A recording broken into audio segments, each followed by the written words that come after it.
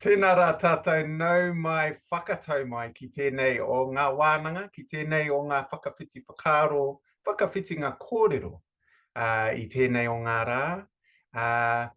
Ka timatau, ka hoki au ki tēnei o ngā whakatauki, mō tēnei o ngā maraikura kua tai mai nei i tēnei rā. He iti pioke no rangaunu he au tōna. Nā reira, e te uri o Ngāi Takato, e Therese, tēnā koe nau mai, piki mai rā. Therese Ford, it's wonderful to have you here. I've been channeling some of your people from Ngāi Takato and from Muri Whenua here, and started us off with this whakatauaki from your people. He iti pioke no rangaunu he au tōna. And I just learned about this morning, Therese. Talked to you a bit about before we jumped on and recorded this. You know, it's beautiful. It's a beautiful metaphor for the strength of the individual, but also the strength of the collective, and the pioke being a metaphor for the distinctiveness in your harbour of Rangaunu and how it can go across the currents or go up against the current, and then also work with other groups. So I thought it's very fitting because of the work you've been doing for many years around changing our education system and challenging racism in our education system. So it's wonderful to have you here, Therese Ford. I will pass it over very shortly for you, Therese, to talk about yourself. But let me just list off some of your accolades.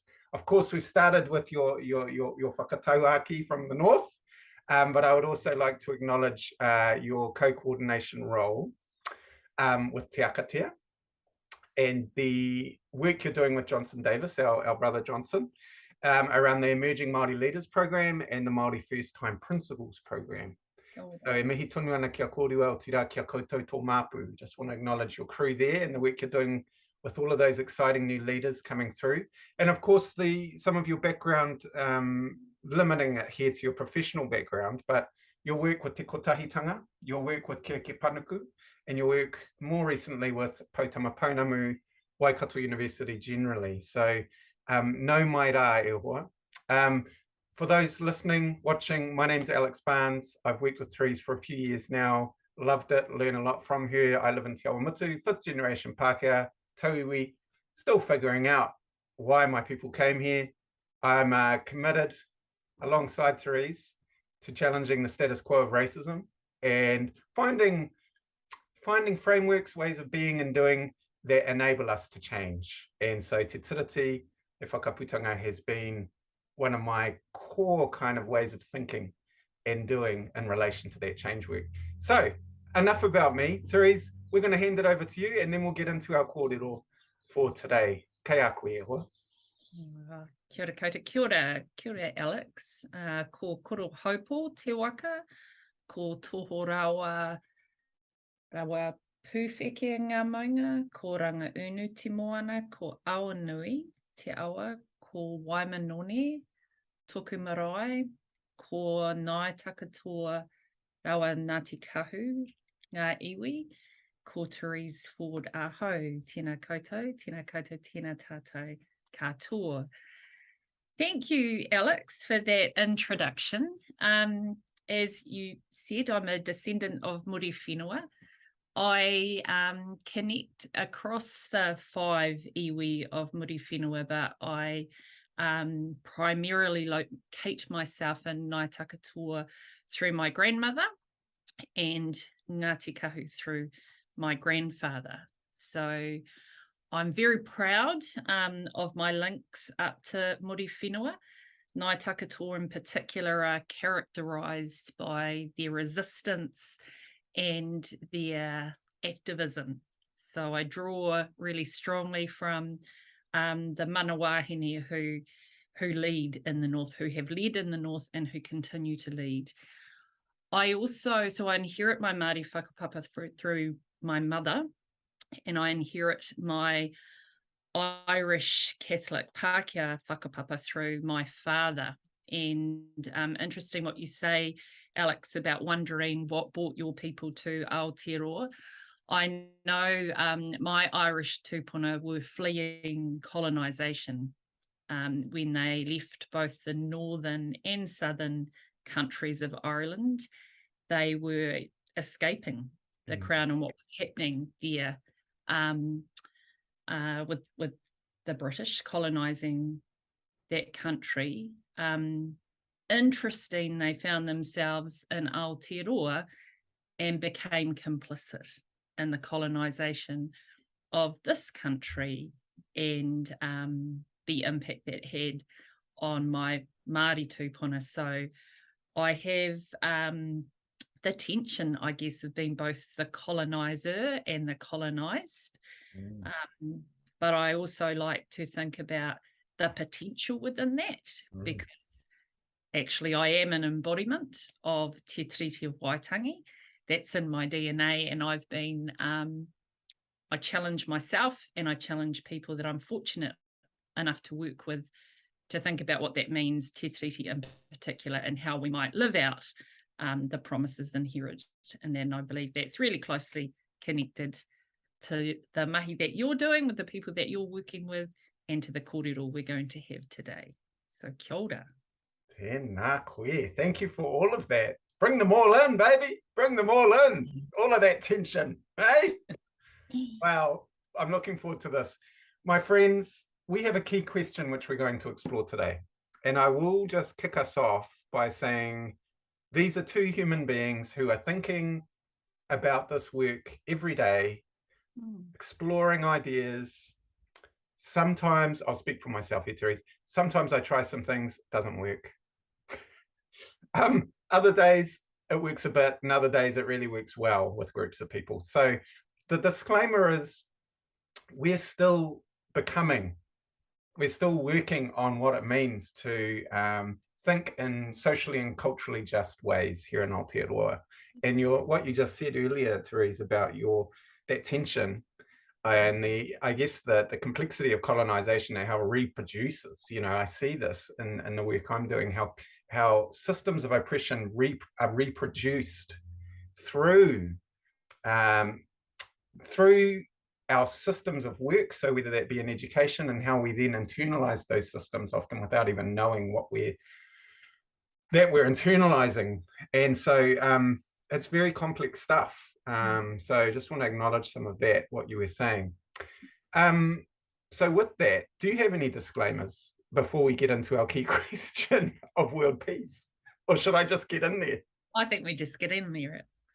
Fine, let's hit it. Muri whenua, let's get in there. So the key question is, Therese Ford, if a school came to you and wanted to develop a relationship with mana whenua, tangata whenua, what would you tell them? And I'll just repeat the question again. If a school came to you and wanted to develop a relationship with mana whenua and tangata whenua, what would you tell them? So I'm particularly interested here in your evolution of thinking and being in relation to that question of relationship with schools and tangata whenua. What would you say? How has your thinking changed? About 10 years ago, when I started working with the University of Waikato in Te Kotahitanga, I was asked that question quite frequently in light of the role that I was in, which was about supporting school leaders to develop relationships with their whānau Māori. And what I would have said back then, what I would have asked back then in response to that question is, what do you know about the mana whenua hapu iwi upon which your school is located? What do you know about who they are, what they value, what they believe, what they want? So it's asking questions about the work before the work that needs to happen when we anticipate going into a relationship. Now, in terms of how my thinking has evolved, and I don't want to suggest for 1 minute that understanding who you're entering into a relationship with is important, because it is really, really important.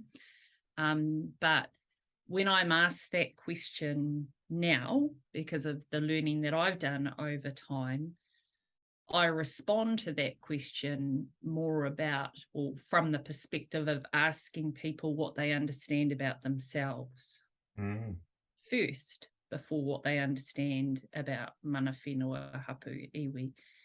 And I locate that question in the two constitutional covenants that you mentioned, Alex, He Wakapūtanga and Te Tiriti of Waitangi, because what I've learned is that people generally have some understanding of Te Tiriti of Waitangi, but often little, if not any, understanding around He Wakapūtanga, the Declaration of Independence that was signed in 1835. So often that question, back to the people who've asked me the question, turns into a bit of an exploration around what He Wakapūtanga was, what it represented, and what it means today. And so helping people to understand that our tūpuna in the 1800s had been meeting together, thinking together, collaboratively problem solving together, because they recognised that tauiwi were coming to Aotearoa, people from other lands, non-Māori. They were liking what they were seeing and they wanted to live here. They recognised that, and they recognised that they needed to find ways to manage that. So they met regularly to discuss, how can we manage and stay in charge of our own affairs? And also, how are we going to manage and live with the people who are coming from other lands? Working that out together. And often when I share that with people, it's a bit of a disruptor to an entrenched narrative around historically iwi didn't get along, that we spent all of our time fighting and killing each other, and we needed tauiwi to come and help us sort out our affairs. And while there's a little bit of truth in that, in terms of we did work together to think about how we could sort out our affairs, we were really effective prior to the arrival of tauiwi to debate, to discuss, and to collaboratively form solutions. So He Wakapūtanga was an opportunity to formalise that forum of rangatira meeting regularly to collaboratively solution seek. Moving on from, well, the other thing about He Wakapūtanga that's really, really important is that it was also an assertion of Māori power and authority over their land, their resources, and their people. And they recognised that they needed to make that really clear to tauiwi. As more of them were going to come and settle, they needed to explicitly position themselves as the people who had power and authority here in this land.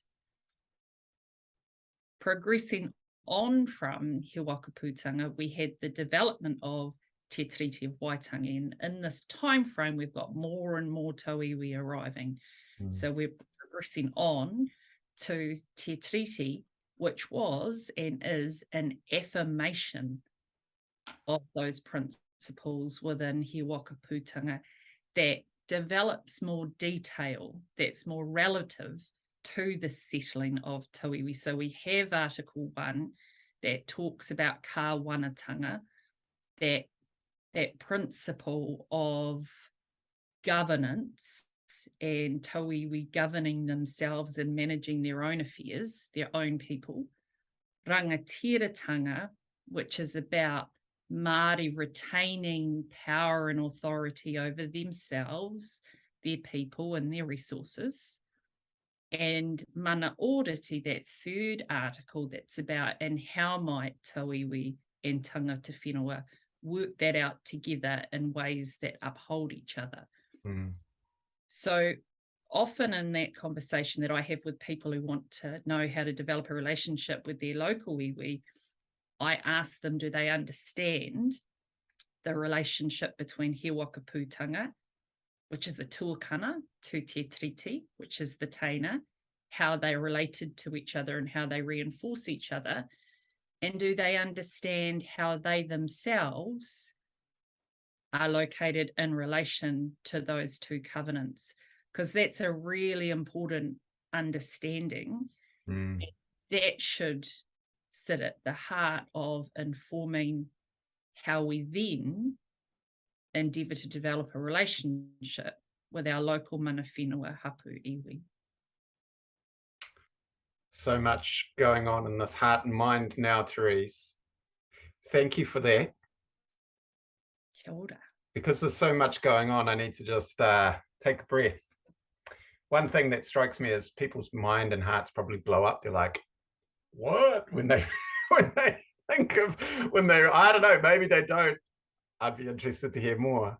That's a really, really important, and you're demonstrating it, important groundwork, I guess, to cultivate those foundational elements, because even how iwi, hapu, really, those nations, how they came together and collaborated, that would be a very different worldview practice to how my ancestors, or our ancestors on your Tauiwi side, would have thought of collaboration and thought of. So it gives us like this, bringing that history into the present enables us to, one, have an understanding of our constitutional responsibilities and our constitutional background, how decisions are made in a sense, but then what does that mean for us now given what we've got? I love that. And I just would like to also just add the importance with te tiriti around my understanding has developed and changed. We're talking about this evolution, and you reflecting on that and moving away from where are Māori at to, hold on, who are you? Which is great. So one of the things that I've had to do for myself in that relation, in that regard, is to think about the preamble of te tiriti and then the fourth spoken article too, and how my learning has developed around the preamble being about, well, in the terms back then, a peaceful coexistence.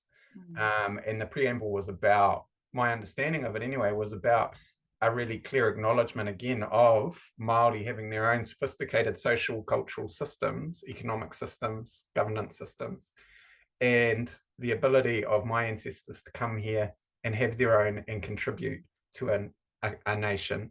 And then that fourth article being, religious and spiritual freedoms. And I know in the churches, that's, for some of the churches, that's been an important part too. So because the how we inhabit the work around relationship building is, it's not just the intellectual thing, it's the vibe we bring to the relationship. Absolutely. So like, I think that fourth article is kind of important. It's like, what's your vibe? What are you bringing? Who are you bringing with you, and who aren't you bringing with you? So those, I was just thinking about the evolution, and my evolutional thinking and being has changed in response to those things. So what's the response from people when you share those, what you've just shared with us, like in the now for people? Like, where do they go? Where do you go with them from there? Yeah, I think initially it's because it's a bit of disruption. They are expecting what do I need to go out and do, as opposed to my response is actually there's some internal work that needs to be done first if you haven't already done that, understanding who you are, what you value and believe, which is that link to the fourth article, but also how do you understand what those covenants represented and why they were developed. Yes. And what realizing those promises might mean. What are we, because they haven't been realized, because that's part of the other internal analysis. So if that was if those were the constitutional frameworks and they were developed so that both people or all peoples on this whenua could thrive and be uplifted by this peaceful coexistence, the reality is that isn't been the lived experience of whenua for generations. And so that internal analysis is about critiquing, what have I done? What am I doing that's contributing to perpetuate the inequities that we currently have? Or what am I doing and what do I understand about what I have to do to realise those promises and address inequity and racism and learning disparity that we talk about in education. So an internal analysis first, and then some thinking about, and what do I know about the mana whenua hapu of the area? What do I know about who they are, about what they value, about what they want? What do I know about their story of colonisation? Because all hapu and iwi have an experience of colonisation. What do I know about what the system has, or how this colonial system has impacted on these people? And what am I prepared to do about that? So that when it is the right time to engage, you're coming into that relational space from an informed position, not an expert position. And that's really important, that we don't do all this learning about ourselves, about the national story, and then about the local story. And so I know it all now, and I know what you need, and I'm here to help. Really important that you don't take that positioning in here with you. But, in my experience, when people have engaged with hapu and iwi from an informed perspective, and an informed and a place of humility about wanting to learn more and better understand, that's usually received well.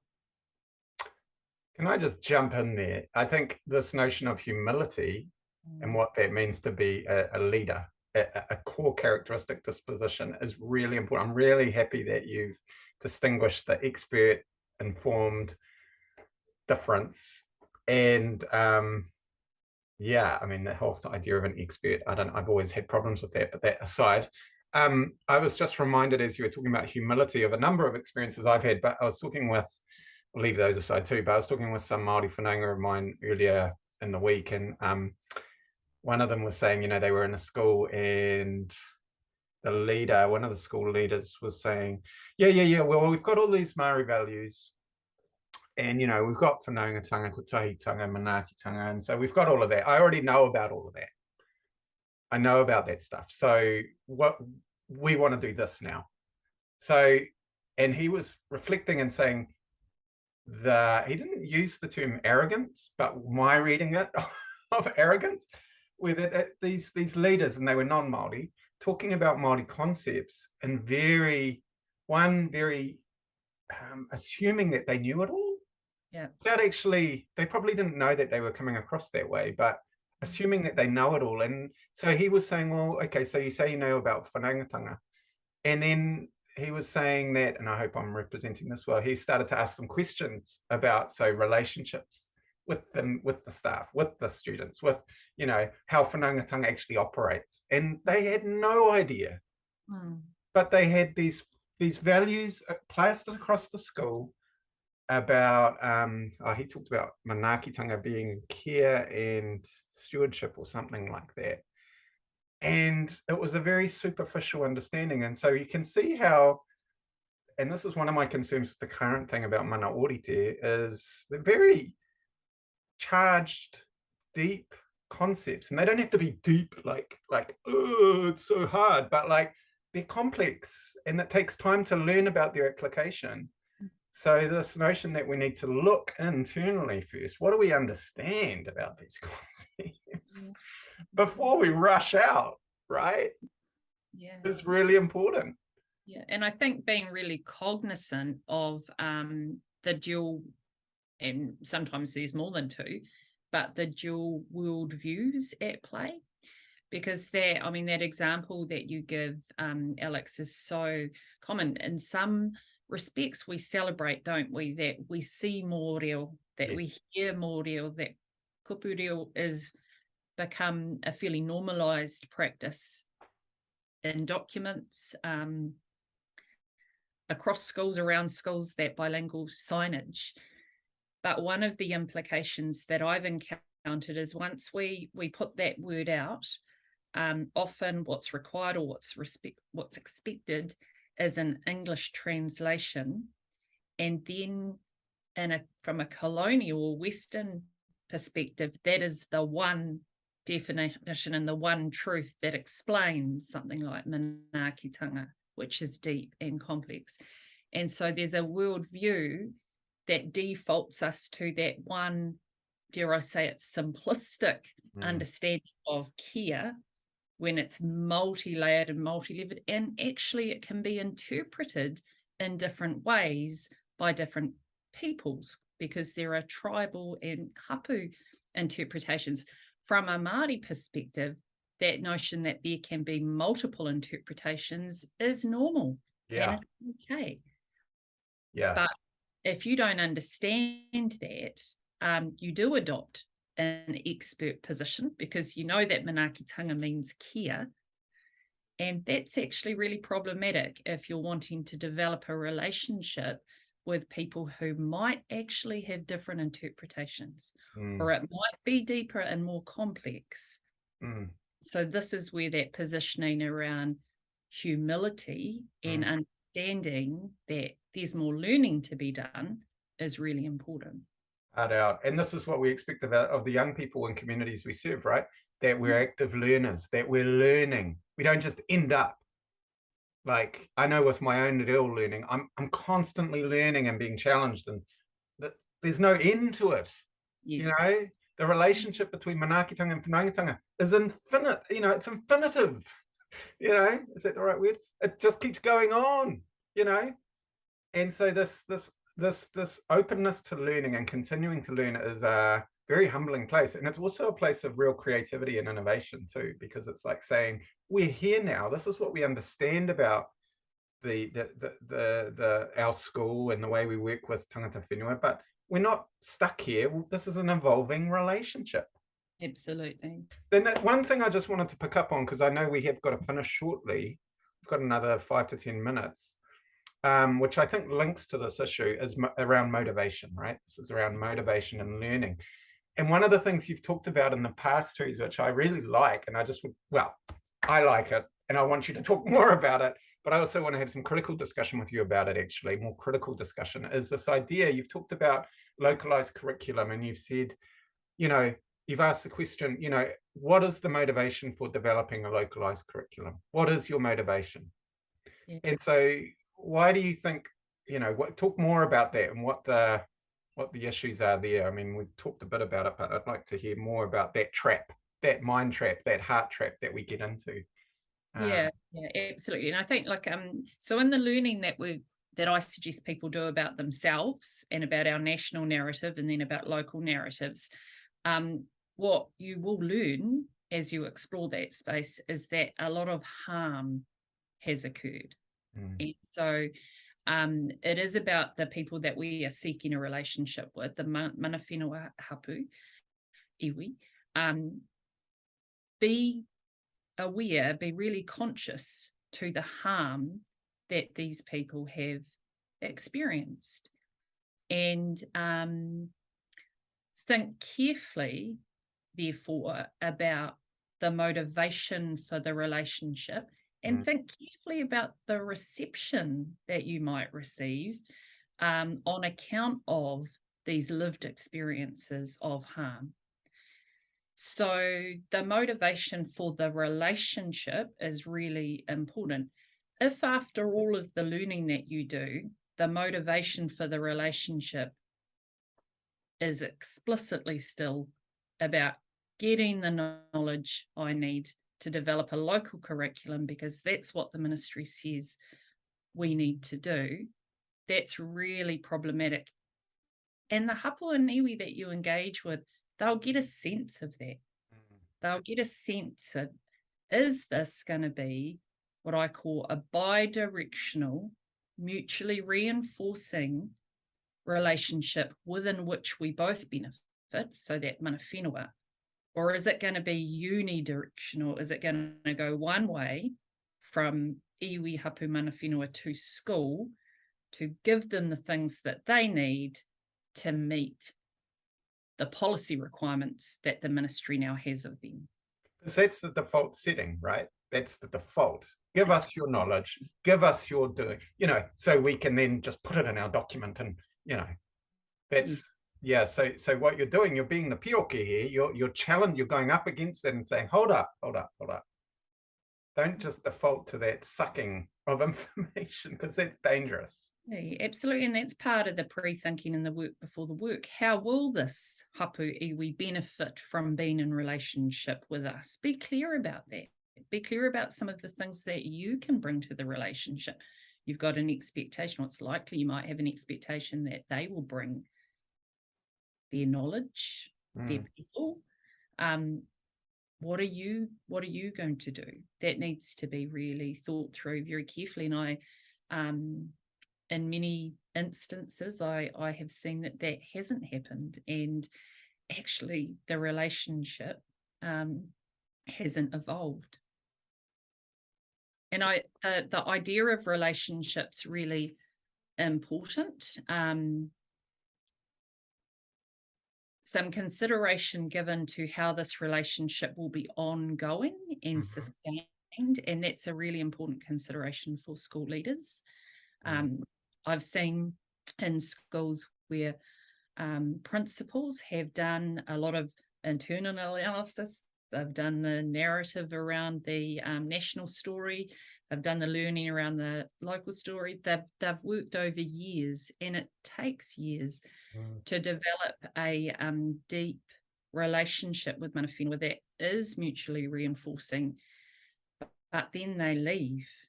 And another key relationship holder, that's really problematic. So there's some thinking around spread and sustainability when going into these relationships as well. Yeah. The other word that I use really deliberately, and it's been about my learning that I've done largely from people who've been generous enough to share this with me from the north. In Ngāi Takato, where I'm from, the word partnership is really problematic because the partnership for Māori between tangata whenua and tauiwi has never been an equal partnership.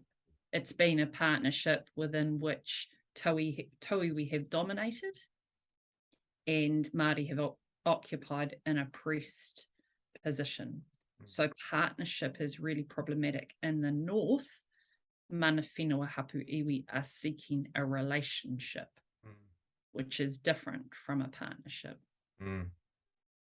Yeah, and one of the things I like that distinguishing feature too, and I think it comes into discussions around how the principles of the treaty are now being kind of they're being critically rethought, and that's a whole nother discussion around principles of partnership and participation and blah blah blah. Because what do we actually mean by those, and how are they actually being enacted or not? No, ka pai. Well, we're going to finish off now, Therese, because your time is precious. And I will be, e hoa ma, those of you that are watching, thank you. We want to thank you again. We will be putting some resources attached to this recording as well. So I'll be talking with Therese about some resources she thinks you can check out and access. And so that will then hopefully the sparks, the gems, the illuminations, or being in the dark, because that's got some goodness too. You can then find some further learning, some further resources to help you in your learning and evolve the thinking and mindset and heart set that you have. Therese, before we finish, what would you like to say to finish us off, picking up on that idea of relationship with mana whenua, tangata whenua in schools? Anything kind of the last kind of, it's not the last word, but some concluding thoughts around that? I think it's really important that people are prepared to invest in a long-term relationship. And often long-term relationships that are meaningful and mutually reinforcing, they take time. And in most instances, in communities where I work, where the relationship is sound, it's taken years to get to that point. And it wasn't all perfect. There were mistakes that were made. But like in any relationship, you need to work on it. You need to maintain that determined but humble disposition to learn and grow together over time. E te iti pioke, tēnā koe, e te mana o rangaunu, e mihi ana. Thank you so much for your time, Therese Ford. Keep doing the good work. I'm looking forward to another opportunity. If people want to get in touch with you, Therese, how do they do that? Here's your time. So they can find my email details and my phone number as well on the Tiakatea website. Don't give people your phone number. I don't mind people ringing me, Alex. This is important work. Ah, generosity, my friends. Thank you, Therese. We're going to finish off. Go well out there in the wild world. Thank you again, Therese. I've said thank you 5 times. It's been wonderful. We're looking forward to more conversations like this and more action, actually, on the ground. So, tēnā koe, kei taku tuahine, e mihi ana. O tira koutou e whakarongo mai nā paimāriri kia tātou. Tēnā koutou. Ka kite.